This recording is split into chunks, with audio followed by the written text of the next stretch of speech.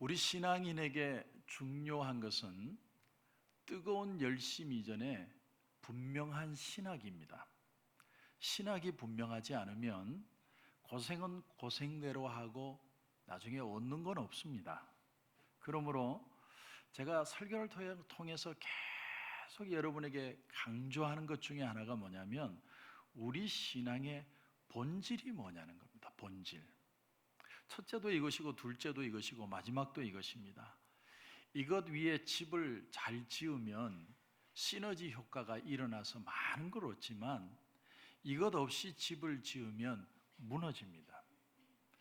지난주 알파 뱅키 때 이제 어느 분이 그런 간증을 하셨습니다. 10주 동안 알파를 했는데 뭘 들었는지 하나도 기억이 안 난다. 그런데 마지막 시간에 목사님이 이것 하나만 기억하면 나머지는 다 잊어버려도 괜찮습니다. 그 말을 듣고 힘을 얻었대요. 그래서 그 마지막 하나는 기억하기로 했답니다. 그게 뭐냐면 베드로의 신앙 고백입니다. 주는 그리스도시요 살아계신 하나님의 아들이시니이다. 아무리 화려한 교회 건물이 있어도 이 고백이 없으면 그곳은 교회가 아니고, 아무리 허술하고 보잘것없어도 이 고백이 있으면 그곳은 교회라는 거예요. 여러분, 이거 하나만 기억하면 됩니다. 그렇습니다. 이게 바른 신학입니다. 우린 이거 하나만 기억하고 이것만 집중적으로 생각하고 교단이 틀리든 어떤 모습이든 다 이거 하나 위에 있는 거예요. 이게 본질이고 이게 핵심입니다. 그러니까 뭘 배우든 무슨 성경 공부를 하든 항상 마지막에는 이 고백이 있어야 합니다. 주는 그리스도시요 살아계신 하나님의 아들이십니다. 자, 오늘 우리가 보고 있는 이 학개서, 여러분 처음 들어보는 분도 있겠죠. 헛개나무는 아는데 학개서는 참 처음 들어보는. 그런데 단 2장밖에 안 되는데 학개서의 주제가 8절입니다. 8절. 여러분 8절을 보십시오. 너희는 산에 올라가서 나무를 가져다가 성전을 건축하라. 그리하면 내가 그것으로 말미암아 기뻐하고 또 영광을 얻으리라. 여호와가 말하였느니라. 자, 성전을 건축하자. 이게 중심 주제입니다.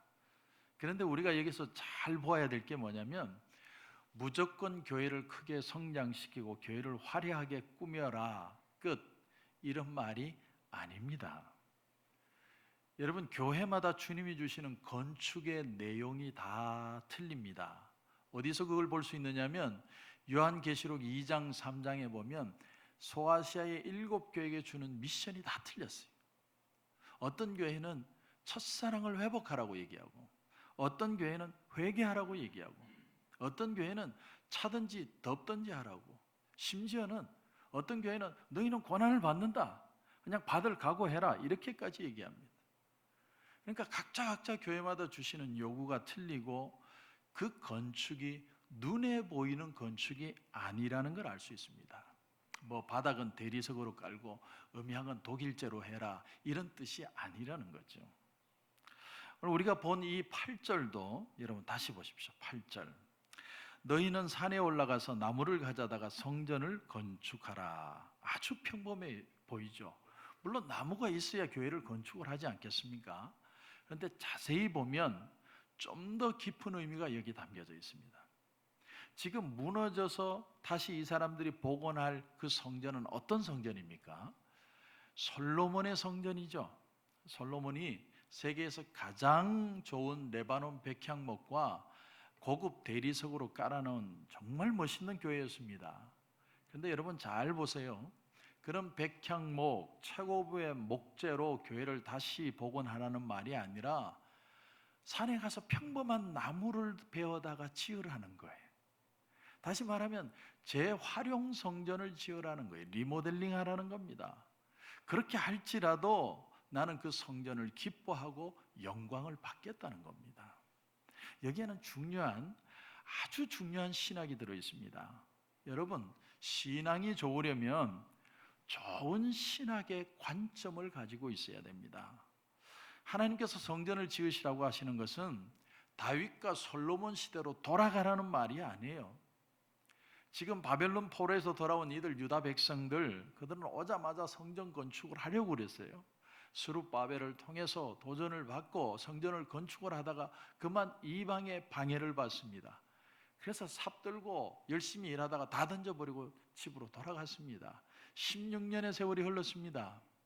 그리고 그들은 자기 집 짓고 그냥 잘 살고 있었습니다. 그런데 하나님의 학계를 통해서 하나님의 전을 다시 지어라. 근데 그 전이 화려한 전이 아니에요. 평범한 나무들로 하나님의 전을 다시 지어라. 우리는 여기서 어떤 하나의 관점을 발견할 수 있냐면, 하나님은 화려한 성전을 그들에게 원하신 게 아니라 약속된 메시아에 오시는 것을 종용히 기다리라는 뜻입니다. 이런 미션을 주는 거예요. 새 시대를 열어라. 너희는 선발대다. 본대가 이제 오는데 선발대로 너희들은 다시 텐트를 치라는 거예요. 선발대가 하는 일이 뭡니까? 본대가 오기 전에 미리 그들이 모든 걸 할 수 있도록 다 어려움 없이 준비를 하는 겁니다. 그러므로 그들이 지어야 될 성전은 부셔서 새로 짓는 게 아니라 리마들링 하는 거예요. 그런데 어떤 리마들링이냐? 구약의 제사를 지낼 수 있는 완벽한 틀의 성전이 아니고 앞으로 오실 주님을 바라보고 기대하는 그런 텐트를 치라는 거예요. 그러므로 이들의 미션은 딱 하나입니다. 앞으로 오실 그리스도의 나라를 준비하는 거예요. 주는 그리스도시요 살아계신 하나님의 아들이십니다라는 그 고백이 있는 교회를 만들라는 거예요. 그러므로 여러분, 우리의 열심 이전에 무엇보다도 중요한 건 분명한 신학. 교회는 왜 있는가? 교회는 뭘 해야 되느냐? 여러분, 신학이 분명하지 않으면 열심히 뭘 이룬 것 같아도 나중에는 아무것도 남는 게 없습니다. 교회의 교회된 본질, 이걸 분명히 잡고 가야 됩니다. 또한 우리가 살다 보면 기로에 서고 어려운 일들을 만날 때 그때마다 이 줄자를 꺼내서 그 줄자로 다시 맞춰봐야 돼요. 내가 정말 원하는 척도 위에 서 있느냐? 그 줄자가 무엇인가? 주는 그리스도시요 살아계신 하나님의 아들이십니다. 자, 선지자는 유다 백성들에게 너희들이 왜 이렇게 궁핍해졌느냐, 왜 가난해졌느냐 이유를 설명합니다. 우리 삶이 고단한 이유가 있죠. 아무것도 남지 않는 이유가 있다라는 거예요. 그게 바로 오늘 9절 말씀입니다. 9절을 한번 보십시오. 너희가 많은 것을 팔았으나 도리어 적었고 너희가 그것을 집으로 가져갔으나 내가 불어버렸느니라. 나 만군의 여호와가 말하노라. 이것이 무슨 까닭이냐? 내 집은 황폐하였으되 너희는 각각 자기의 집을 짓기 위하여 빨랐음이라. 사람이 태어나서 일평생 수고를 합니다. 그 수고의 이유가 뭐냐? 많은 사람들의 공통된 주제가 행복이에요. 행복. 내가 이 세상에 살면서 행복하게 살다가 이 세상을 떠나고 싶다는 거예요. 그래서 수고했습니다. 땀도 흘렸습니다. 근데 죽어라고 고생해서 이룬 게 뭘 이룬 것 같은데 결과를 보니까 하나도 남은 게 없어요. 병이 들든지 사업이 기울든지 자식이 애를 먹이든지 내가 원하고 바란 게 이런 게 아닌데 결과를 보니까 아무것도 남은 게 없는 거예요. 지금 새벽재단에 사무엘 하를 우리가 공부하고 있습니다. 근데 참 많이 은혜를 나누고 있습니다. 평소보다 아멘 소리가 더 많이 나오는 것 같아요. 왜냐하면 공사 중에 고등부실을 쓰니까 그 방이 좁아가지고 아멘 소리가 더 많이 들렸던 것 같아요. 어쨌든 서로가 은혜를 많이 받습니다. 특별히 다윗의 노년을 말하고 있는데 참 많이 은혜를 나눕니다. 다윗을 왜 하나님이 초이스를 하셨을까? 우리가 그 한 단면을 볼 수 있는 게 하나님이 참 이런 면을 대견스럽게 생각하지 않았을까? 골리앗이 나와서 하나님을 욕되게 하고 이스라엘 백성들을 비방할 때 어떻게 이방인이 감히 여호와의 이름을 회방하고 욕을 보느냐? 그래서 돌멩이 5개를 들고 나와서 무모하게 싸워서 그와 싸워서 이기려고 하는 그 모습을 보고 야, 이놈 봐라. 뭐 이런 놈이 다 있냐? 하나님이 그때 특별하게 보고 그 다윗을 초이스한 것 같아요. 근데 다윗이 나이가 들고 나서 달라집니다. 많이 약해져 버렸어요. 뭐 남자가 나이가 많이 들면 여성 호르몬이 많아져서 그냥 눈물이 많아지고, 여자는 남성 호르몬이 많아져서 씩씩해지고, 뭐 그런 말도 있는데, 어쨌든 다윗이 너무 약해져 버렸어요. 그 이유를 한 두 가지로 생각할 수 있습니다. 첫 번째는 다윗의 도덕적인 실패 때문이에요. 다윗이 밧세바와 범죄한 후에 그 남편 충신 우리아를 적진에 나가서 죽게 만들죠. 다윗은 이 문제를 가지고 침상머리가 썩도록 하나님 앞에 철저하게 회개했어요. 하나님이 그 모습을 보시고 그를 정말 용서해 주었습니다. 사무엘하 12장 13절에 보면 나단 선지자가 여호와께서도 당신의 죄를 사했다. 근데 죄사함은 죄사함이고 영적인 담대함은 별개의 문제입니다. 한번 도덕적으로 실패하고 나니까 더 이상 다윗은 영적으로 담대해지기가 힘들어진 거예요. 스스로 위축이 되고 자기 자신의 의에 대해서 더 이상 자신감을 가질 수가 없는 거예요. 여러분 시편 51편에 보면 다윗이 이런 기도를 드리죠. 나를 주 앞에서 쫓아내지 마시며 주의 성령을 내게서 거두지 마소서. 주의 구원의 즐거움을 내게 회복시켜 주시고 자원하는 심령을 주사 나를 붙드소서. 이건 죄사함을 구하는 게 아니라 죄사함을 받은 후에 영적인 회복을 위해서 기도하는 거예요. 나를 주 앞에서 쫓아내지 말고 구원의 즐거움을 회복시켜 주옵소서. 그냥 죄를 사해 주시면 할렐루야 아멘 땡큐가 아니고, 이제 내가 죄사함을 받은 것으로 만족하지 않고 주여 내 마음에 주님과 대화하고 감격하고 기뻐하던 그 즐거움을 회복시켜 달라는 거예요. 여러분 이게 믿음이에요.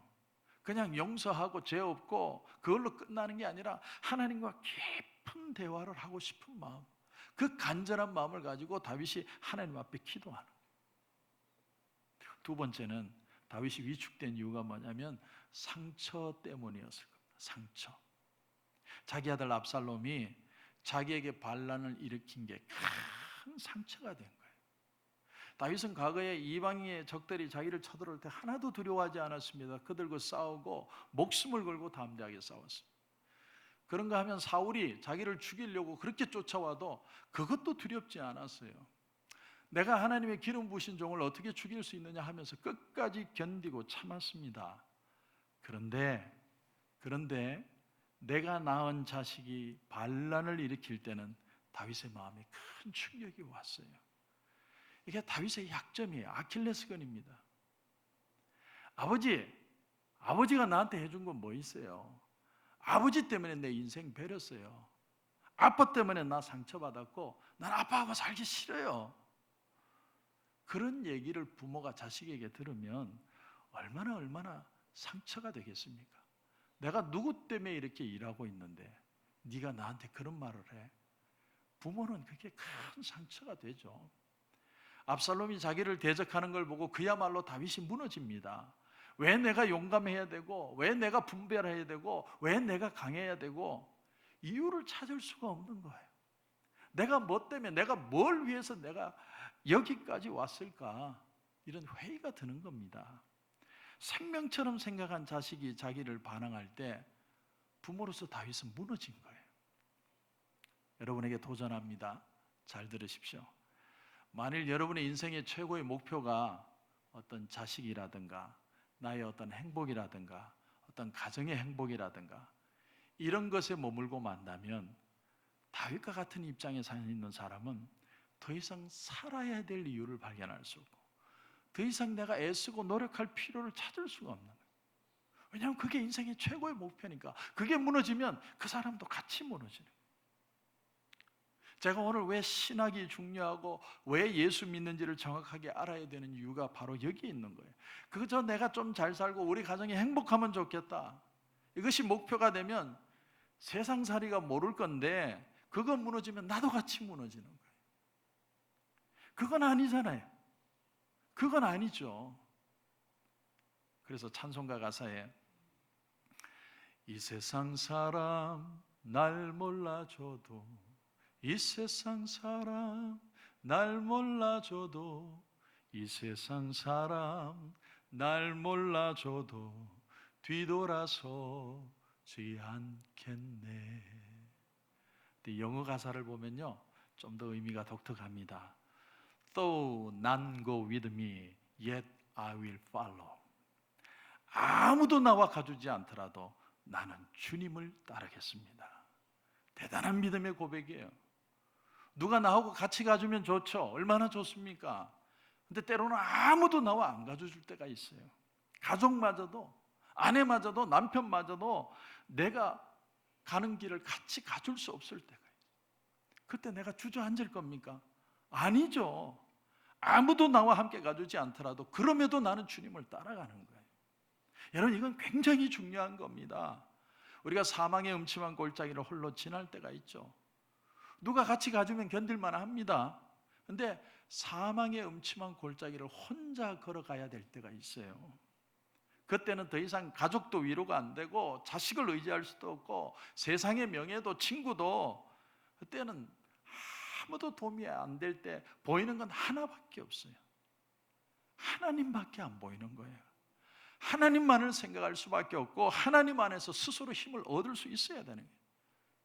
그런 순간이 우리 인생에는 다가올 수 있습니다. 지난주에 제가 유튜브 방송을 보다가 홍정욱이라는 분, 국회의원 하다가 지금은 코리안 헤럴드 신문사의 회장이죠. 근데 이분이 영화배우 남궁은 씨의 아들이잖아요. 잘생겼어요. 잘생기고 똑똑하고 말 잘하고 공부 많이 했고 너무 잘나가지고 저는 싫었어요. 그렇게 살았는데 어느 대학에서 리더십 강의를 하는 걸 우연히 듣게 됐습니다. 지난 주간에. 근데 그 얘기 하나 때문에 제가 굉장히 은혜를 받았습니다. 이 미국에 와서 공부를 많이 했는데 자기가 미국에 와야 되겠다고 생각한 게 16살이었대요. 16살에 책을 한 걸 보는데 케네디의 책을 본 거예요. 케네디의 책을 딱 본 순간 나는 초트 대학을 갈 것이다.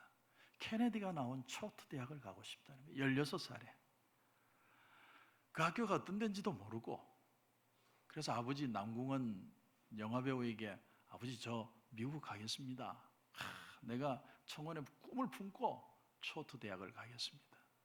그때 아버지가 참 내 아들 기특하다. 어떻게 네가 그 나이에 그런 생각을 하냐? 이런 게 아니고 아니 왜 공부 잘하고 있는데 왜 그런 곳에 가서 네 혼자 그렇게 고생을 하려고 그러냐고 집안이 난리가 났어요. 3개월을 싸웠대요.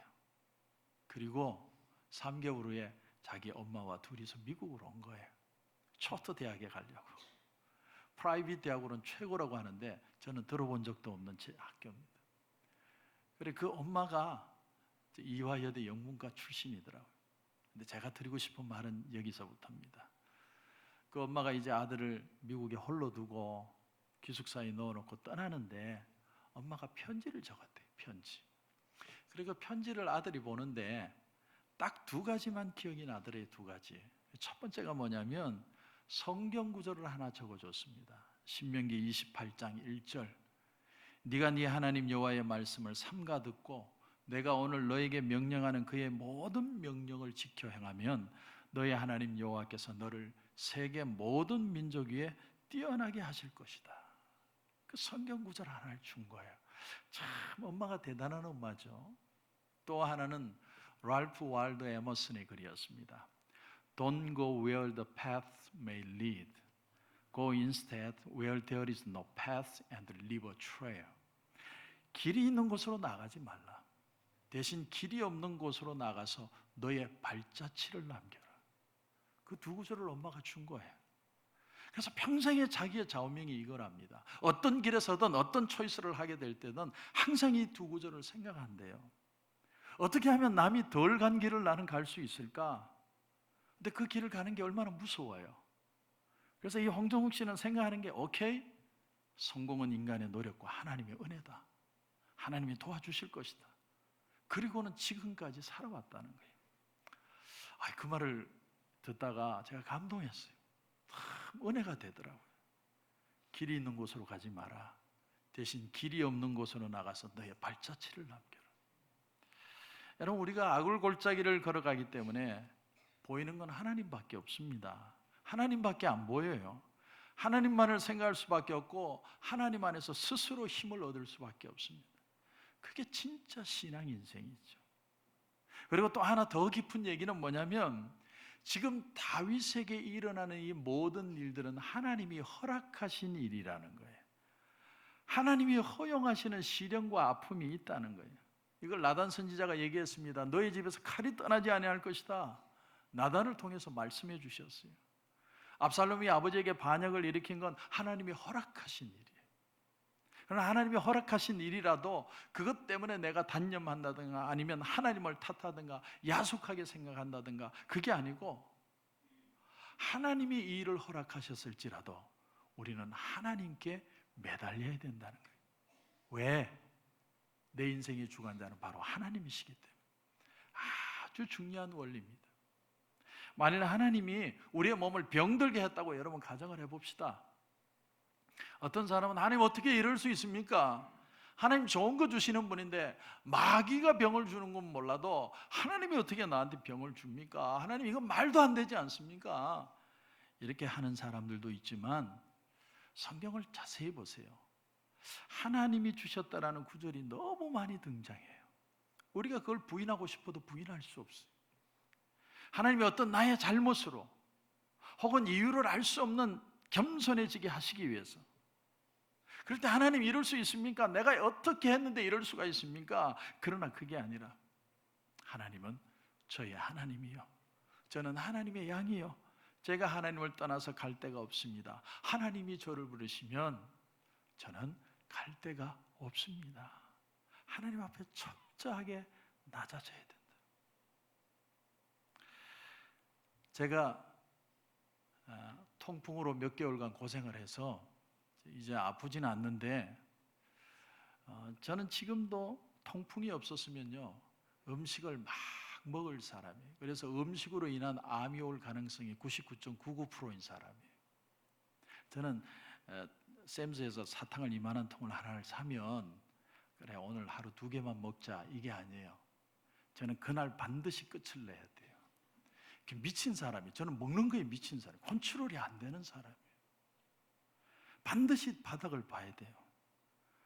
근데 통풍이 걸리니까요 음식이 무서워지더라고요. 내가 새우 3개 먹으면 발에 이상이 오는데 조금만 먹어야지, 이거 먹으면 안 되는데, 이게 되더라니까요. 아프니까.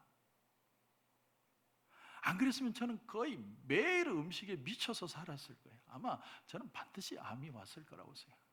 그런데 어느 날 하나님이 깨닫게 해주시는 거예요. 하나의 작은 고통으로 큰 고통을 하나님이 막으셨다는 게 깨달아지더라고요. 정말 아멘이 나왔어요. 욥기를 보면요, 욥이 환난 중에 이런 고백을 합니다. Though he slay me, yet I will trust him. 킹제임스 버전의 번역입니다. 그분이, 하나님이 나를 죽이실지라도 나는 그분을 의지하리라. 대단한 고백이죠. 욥이 지금 하나님이 자기를 죽이시는 것 같아요. 근데 내가 죽어도 나는 하나님 앞에서 죽을 겁니다. 그랬더니 욥이 안 죽었어요. 그 고난에서 살아났어요. 여러분, 이게 신앙이에요.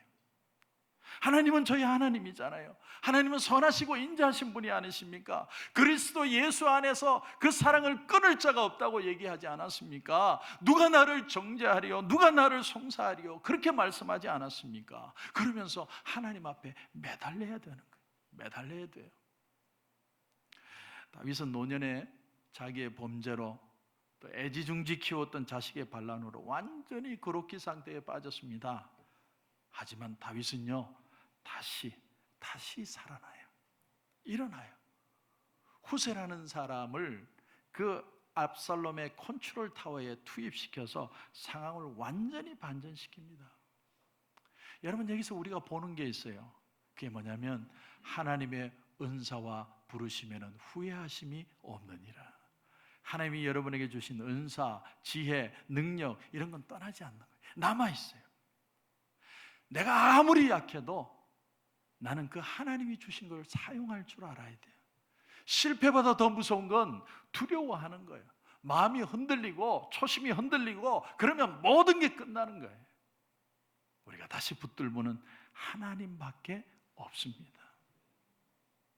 자, 오늘 이제 본문으로 돌아와서 학개 선지자의 말을 듣고 유다의 지도자들과 백성들이 어떤 반응을 보이는지 한번 보십시오. 12절 보십시오. 12절 보시면 스알디엘의 아들 스룹바벨과 여호사닥의 아들 대제사장 여호수아와 남은 모든 백성이 그들의 하나님 여호와의 목소리와 선지자 학개의 말을 들었으니, 들었다, 그건 마음으로 받아들였다는 뜻이죠. 그러니까 어떤 마음이 생깁니까?